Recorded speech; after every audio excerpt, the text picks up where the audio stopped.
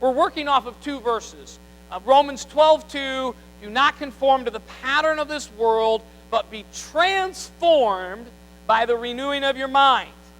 So when we give our life to Christ, we are to be transformed, and the way that we do that is by the renewing of our mind. So it's important that we figure out, how do we renew our mind? And that's what this series is all about. And we've already talked about that as much as we want transformation to take place in a moment at an altar, that's not generally how God does it. However, I've been saying that for several weeks, and I had the thought this week, there are moments in an altar that there is transformation that takes place, and from that moment forward, people are changed. Okay? I've seen that. Prayed for people to be delivered from a habit in their life, and from that moment forward, they never struggled with that issue again. So God, in His mercy, can give us moments like that. But even people who have been delivered from a thing in their life, it doesn't mean that everything in their life has been transformed. Okay? It may be an issue that they struggle with, and God just takes it. But I promise you, the next door over, there's another issue in their life that God still wants to work on. Okay? So, and I want you to understand that God does that, but how God normally transforms us is found in 2 Corinthians 3. As God's Spirit works within us. Everybody say that. God's Spirit works within us. Say it again. As God's Spirit works within us, we are being transformed to become more like Christ. That verse says it right there. As God's Spirit works in us. Well, I don't need the Spirit of God to be transformed. Oh, yes, you do. In fact, to be transformed to be Christ-like, it is 100% necessary. 100%. Because anything short of that is you doing it by yourself. Or you following another man-made rule or something else. To be transformed, to be more like Christ, with the Spirit of God, has to be in the middle of that. Well, last week we talked about a very awkward conversation on how God wants to transform us physically. All right? I wish I could say, man, I've dropped 20 pounds since last Sunday. It's just been great. But you know what I do feel since last Sunday? That I made a couple better choices throughout the week. That I went without that, and I ate a healthy meal here, and I did a lot better than if not. Do I still have a ways to go? Sure. Because that would be one thing that I've never seen God do. I've seen God take away smoking. I've seen God take away drugs. I've seen God take away all kinds of bad habits. But I've never seen somebody come to the altar overweight and leave skinny.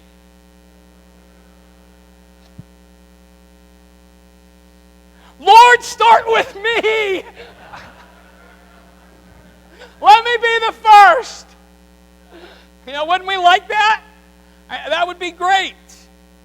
Well, as we were talking about the physical, and our physical body, and we talked about all of those things that we need to, it's just not food, it's not just fitness, but there are several other things.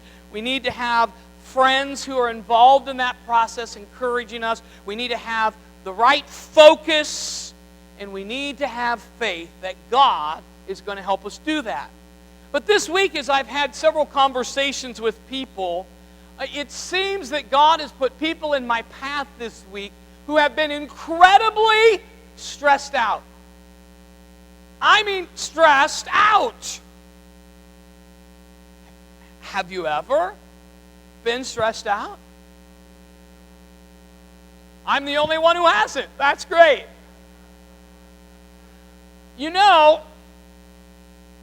think in your life, just for a moment,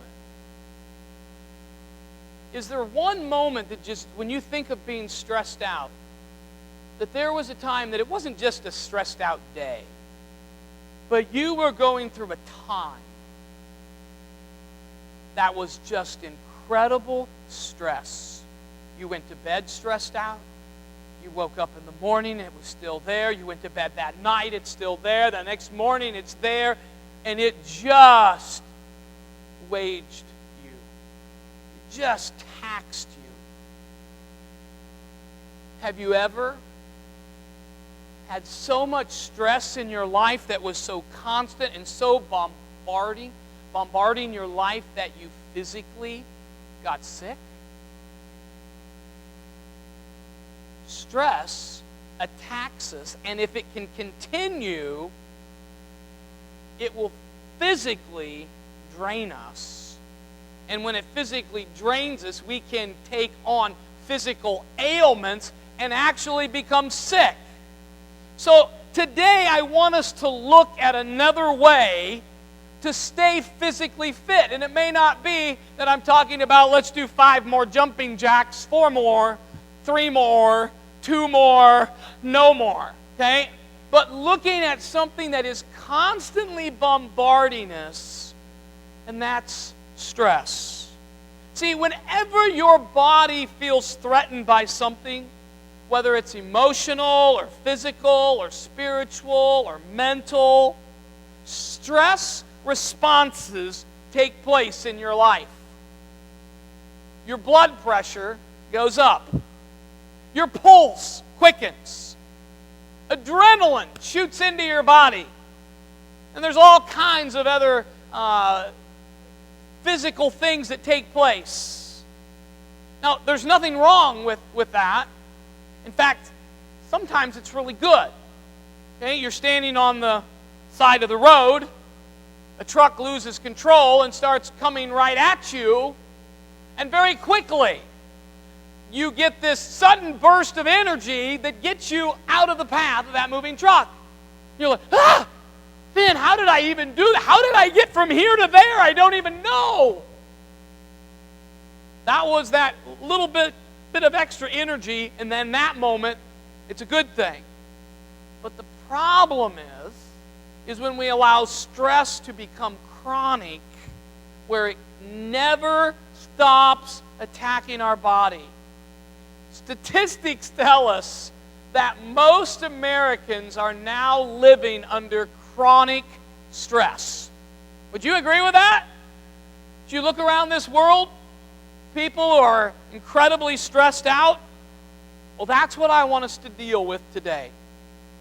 Hundreds and hundreds of scientific and medical studies have shown that when we get to the place where stress becomes chronic, it becomes dangerous to our physical health. There's a slogan that says, stress can kill. And it's true. Stress can hurt your physical body.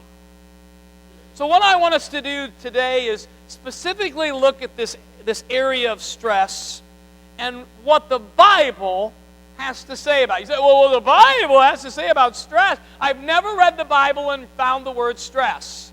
That may be true. But that doesn't mean that the Bible is silent when it deals with stress. Take me to task and see if I'm wrong. If you're a little tired, how many came tired today? I'm tired. I'll throw my hat in that ring.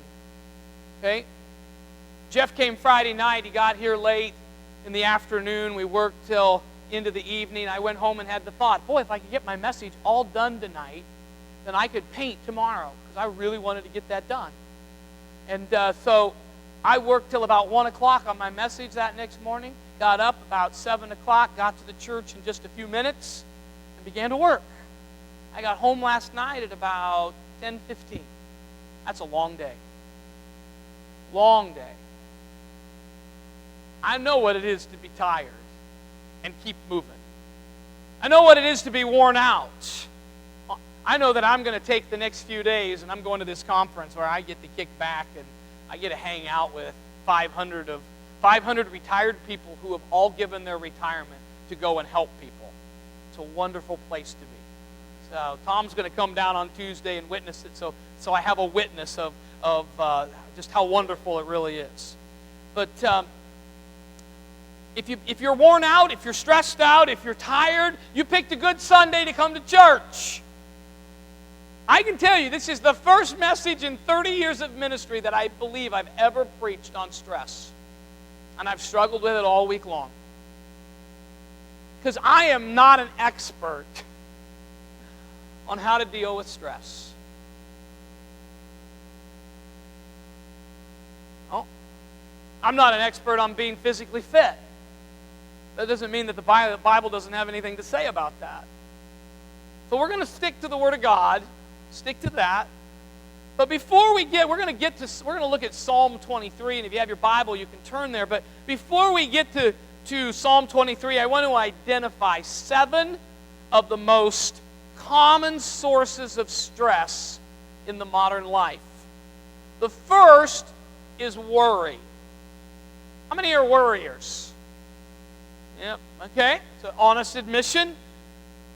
Do you know that in the modern world we now have things to worry about that they didn't have to worry about 100 years ago, 200 years ago, 400 years ago? There are more things to worry about now than ever before. Don't believe me? Turn on your TV and watch the news. Okay? And that's actually part of the problem, is that we can now turn on the TV, and for 24 hours a day, we can sit glued to it, and we can worry about this, and if that wasn't enough, now we can worry about this and this and this, and then at 3 o'clock they've got a special coming on saying that I shouldn't even be alive. So it just breeds into worry. Worry causes stress. If you're a worrier, worry causes stress in your life. The next one is hurry. These aren't all going to be rhyming words, just so you know. Hurry comes from an increasing pace of life. We now live in a world that is moving faster than ever. I was watching a thing on TV. It's called Modern Marvels. Have you ever seen that? And they were showing how things are made. And they were looking at the top 10 incredible inventions of the last, 10 years or of that their show has covered. Number 6 caught me quite by surprise. It was the Furby. The technology in the Furby, the little toy, it had more technology than the lunar, than the first spaceship that went to the moon. More technology, more computer stuff in that right there than it took to get men to the moon the first time. That was their whole point of picking the Furby. That's pretty amazing. The Furby's pretty outdated by today's standard.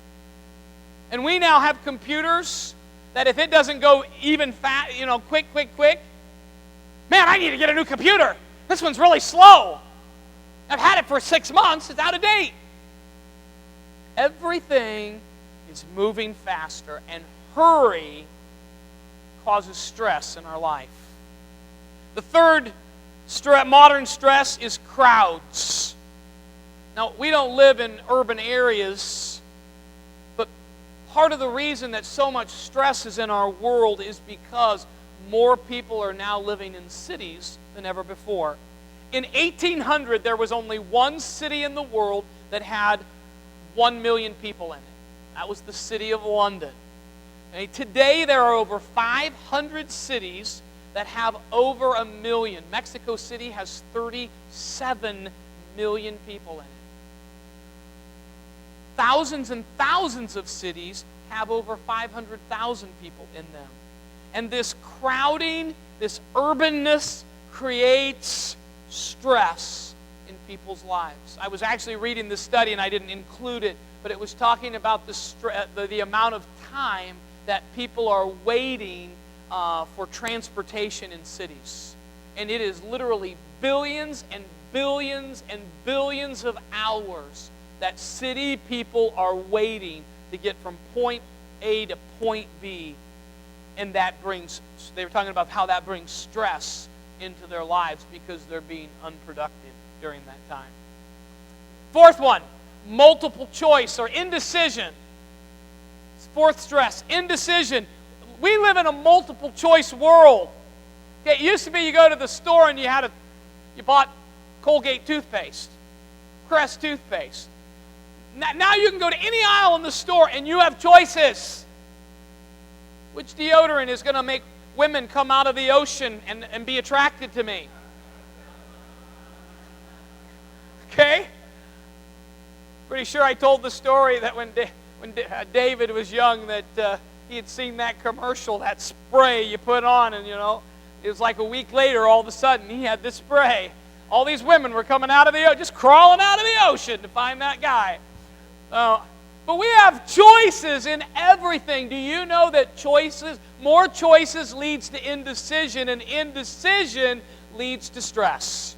When you can't make up your mind about something, it causes stress in your life. The fifth one is loss of privacy. The more people that are on this planet, we lose privacy. We are now in a world, and if you are plugged into the computers, you are now in a world where, let me tell you this, I was looking for a light for the kids' bathroom. So I got on Google and I searched for kids' bathroom lights. And I found a light that I liked, but it was too much money, and so I just said, forget that, I'm not going to pay that for that. The next time I got on Facebook, okay, there off to the side, Facebook was like a column of ads. You know what it was for? Kids' bathrooms lights. And the light I had looked at was at the top, followed by two more. Crazy. Loss of privacy. And that can bring stress to our life. The sixth is pluralism. And let me explain pluralism. We lived in a country where we came here for religious freedom, and pretty much for hundreds of years, we believed the same thing. We were a country built on Christian faith, and we had that together. We are no longer a country we are a country that was built on Christian faith, but we are no longer a country that is of Christian faith. Pluralism is when your neighbors and your co-workers and the people around you, maybe even in your own family now, don't believe, don't have the same culture, don't have the same ideals as you do. Now, I'm not saying that all of that is bad, but I'm saying it brings stress to our lives that we didn't have before. The seventh modern stress is the fear of the future. The what-ifs. What if this happens? What if that happens? What am I going to do? What if?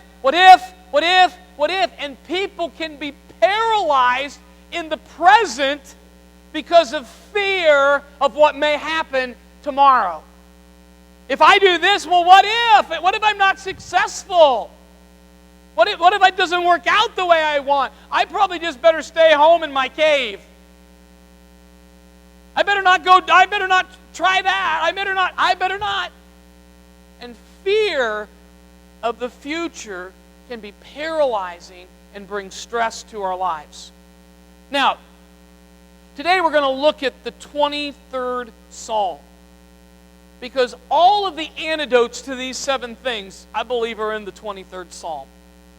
6 verses long. The Lord is my shepherd, I shall not want. He makes me lie down in green pastures. He leads me beside still waters. He restores my soul.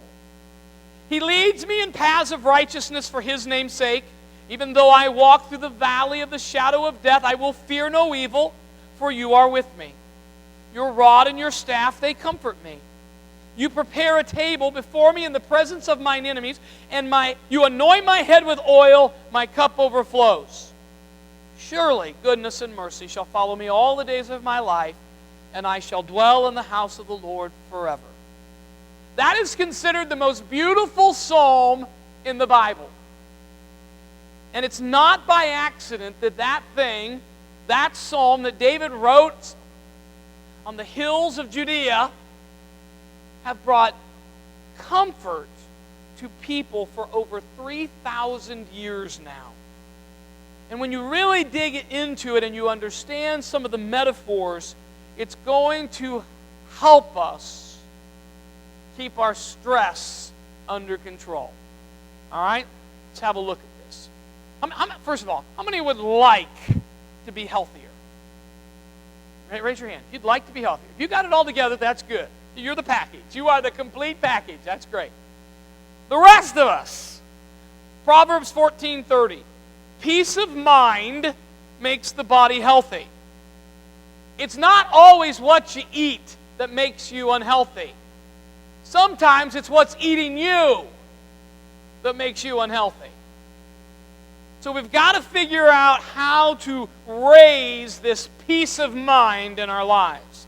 And that's what the 23rd Psalm does. In the New Living, it says, a relaxed attitude lengthens a man's life. All right, 7 spiritual habits that reduce stress. We're going to tear this apart. All right. First one. The Lord is my shepherd, I shall not want. I need to look to God to meet all my needs. I need to look to God to meet all my needs. The Lord is my shepherd, I shall not want.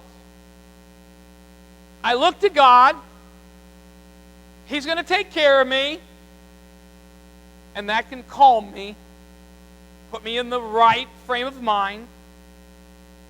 If not, I'm going to be disappointed throughout all of life. You know, you can put your security in your job, but you could lose your job. You say, well, I'm self-employed. You could lose your health that causes you to lose your job. So putting your security in your job isn't where you need your security. You can put your security in your marriage, but your spouse may die. Or they may, in this modern world, they may take off on you. And you end up going through the tragedy of a divorce. You can put your security in your money. Well, I'm just going to make lots of money, and that's going to be my security. And understand, in this day and age, there are lots of ways to lose your money. You know, as your pastor, but even more as your friend, I would recommend to you, never put your security in anything that can be taken away from you or that you can lose. Because when it happens, then you're lost. If your security is in your money and you lose your money, you're destitute.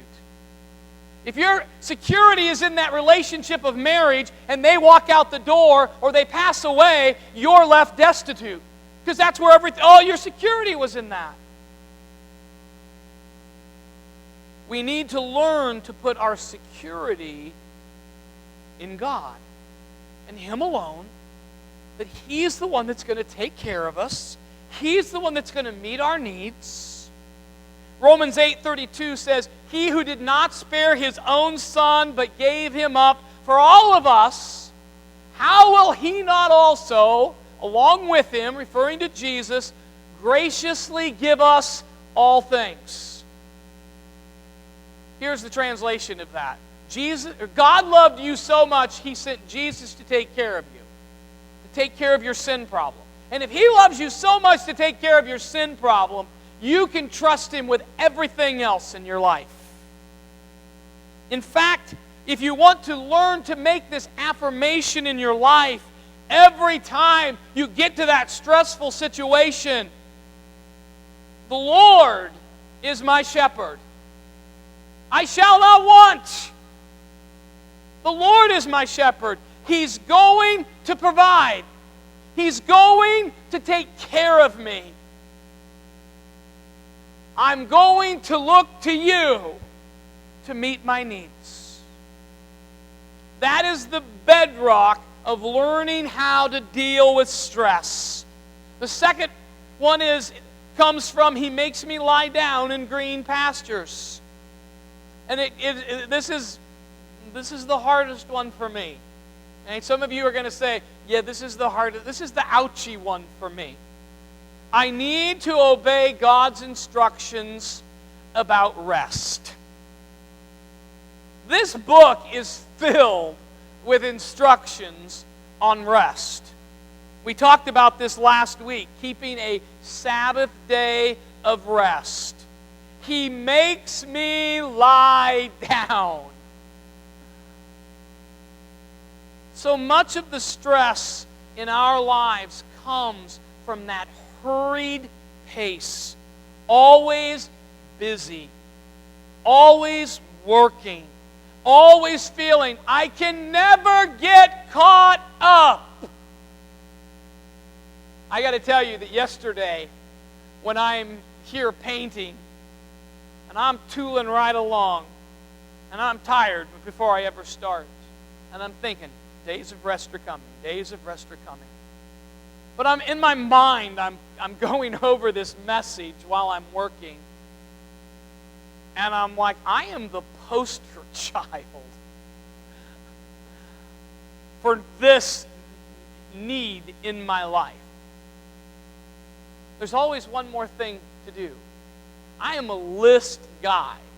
Okay? I live by a list. I die by a list. If I don't have a list, I feel my world is in chaos. It's true. I have a list to keep track of the list.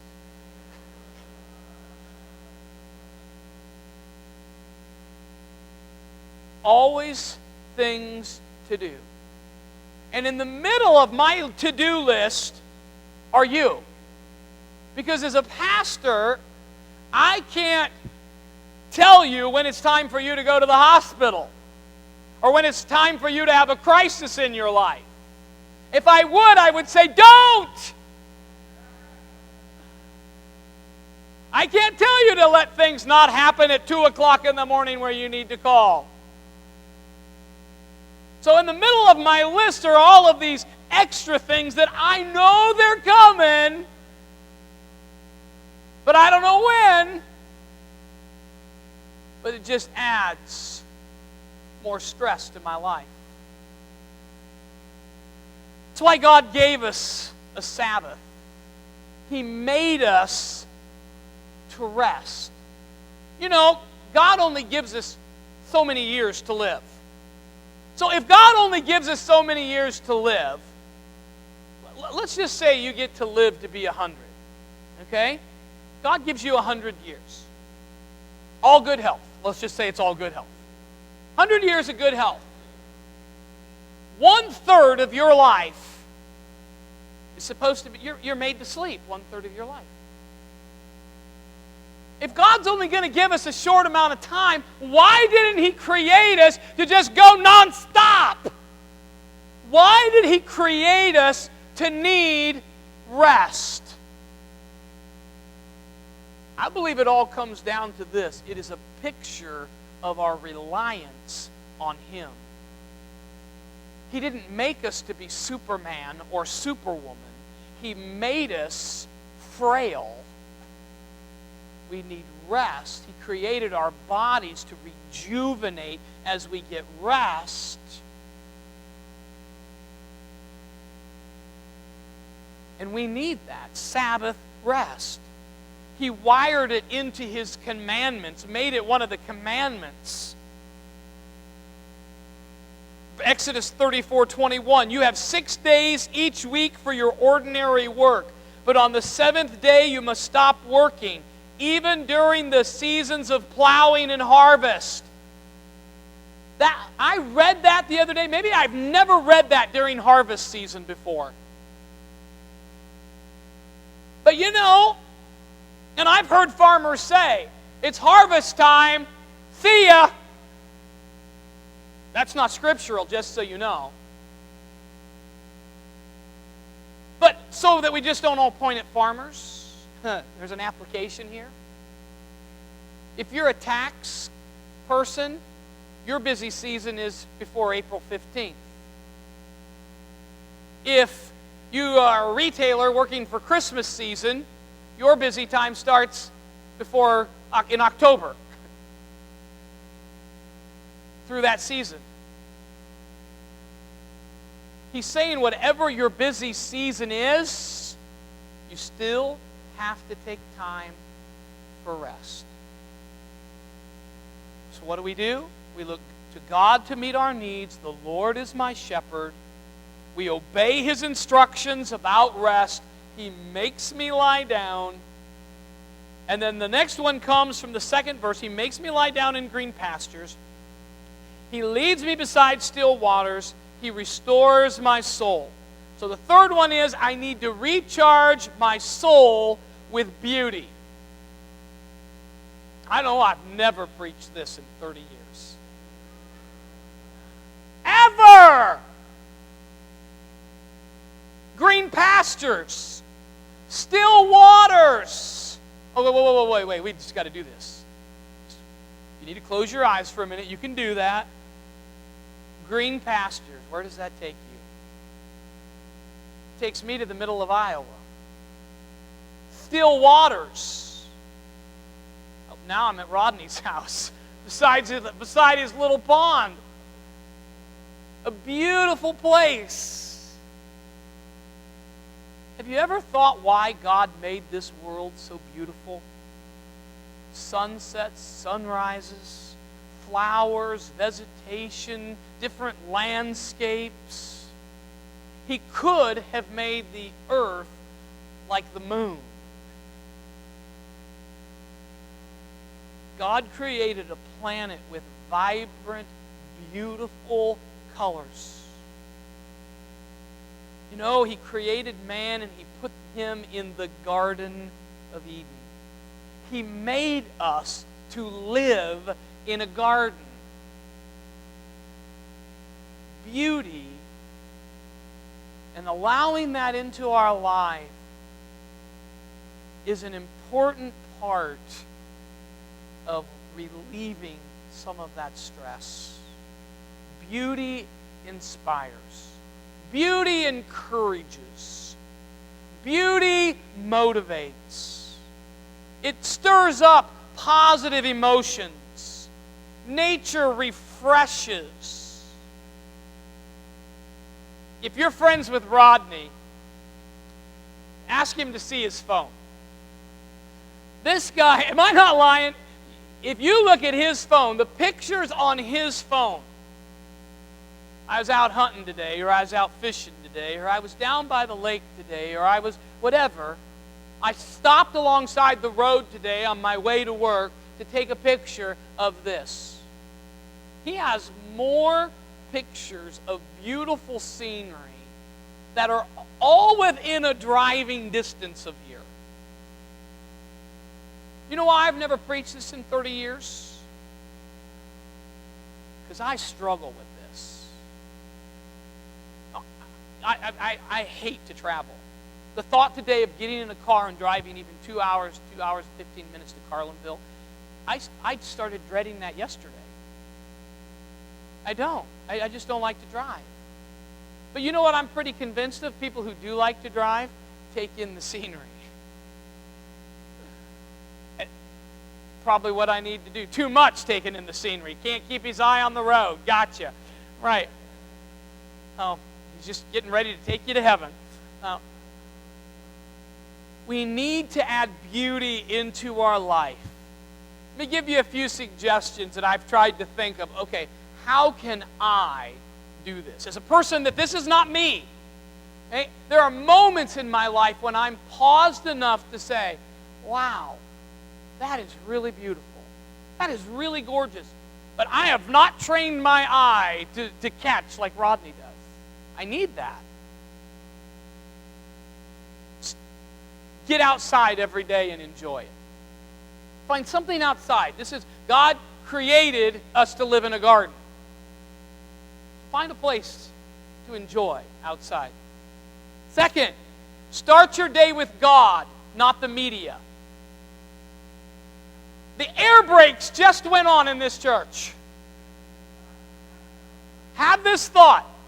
They say, statistics say that the first 7 minutes of your day determine a huge factor of even like your mood and everything else for the day. You ever heard people say, what side of the bed did you get out of? That happened in the first 7 minutes of your day. Think of your first 7 minutes of your day. Are you rolling out of bed, seeing who's on Facebook immediately? Got to check in? Turning on the news, I got to know what happened overnight? Why not, in those first moments of our day, give them to God? Have some praise and worship music that you can get up and instantly have on. That's just going to set that atmosphere for the day. Long before you go to Facebook, long before you turn on the news, long before you do all of those things, get the radio going. Right? Do something that's going to point you in the right direction. Third, intentionally put beauty around you and learn to recognize it. Put things around you that you enjoy. Maybe you go an extra mile out of your way to go buy something that just takes you, man, God, you're awesome. You're awesome. You created this. He makes me lie down in green pastures. He leads me beside still waters. He restores my soul. How many want your soul restored? Lie down in green pastures and take a walk around the lake. The next one. He leads me in paths of righteousness for His name's sake. I need to go to God for guidance. This has to do with the one we talked about with indecision. The multiple choice world we live in. You ever get to a place of decision and you just waver back? I am the king of indecision. My family will tell you, don't ask Dad, don't leave it up to Dad to decide where we're going to eat. I just want everybody else to be happy. I don't care where we eat. But if it's up to me, I go into indecision mode. It brings stress to my life to have to decide where to go eat after church on Sunday morning. I just want to be told where to go. And I want to be included. Dad, you just go home. But when we come to some of the bigger decisions of our lives and we have multiple options, sometimes the stress of those decisions can eat at us. I recommend make God the number one source of guidance. You can talk to your friends. You can look to experts on TV or computers. But go to God. And here's why I say that. God will always tell you the truth. The Word of God will always tell you the truth. Your friends may not. You may take advice. Have you ever taken advice from a friend and you thought afterwards, man, as good as a friend they were, they gave me really bad advice that time. Should have never done it. James 1:5 says, but if any of you needs wisdom, you should ask God for it. He gives generously to everyone and will give wisdom without criticizing you. Why would He criticize you? Because you don't know what to do. You're indecisive. But He says, that's okay. I'm not going to judge you for that. I'll give you wisdom. And He gives it generously and graciously. Those are my favorite words for God. I love when God is generous and gracious, because I need both of those in my life. So you say, God, I need wisdom. Then you read the book. Wait. Listen. Sometimes we do all, have you ever noticed that sometimes we do all the talking with God? In your prayer time, is it all you? Okay, God, bless my mom and bless my dad and bless my brother, bless my sister, bless my money, bless my job, bless my school, bless my friends, bless my teacher, bless my... And we can go on and on about God bless me, my, I, mine, all about this. And God, I need help with this, and I need help with this, and I need help with this. And God, give me wisdom. And we never shut up long enough to hear God speak. We do. It's like we're uncomfortable. We're going to talk and talk and talk and talk and talk and pray. And part of prayer is a conversation. It's not a one-way you telling God or asking God. It is speaking and learning to listen. Sometimes it's just waiting in His presence. Oh, that takes us back to the second one. Hurry, hurry, hurry. I don't have time. God, I asked you 3 minutes ago about this. My popcorn's almost done, and I'd really like to have an answer. Okay? That's the world we live in. We tap our fingers waiting for 3-minute popcorn.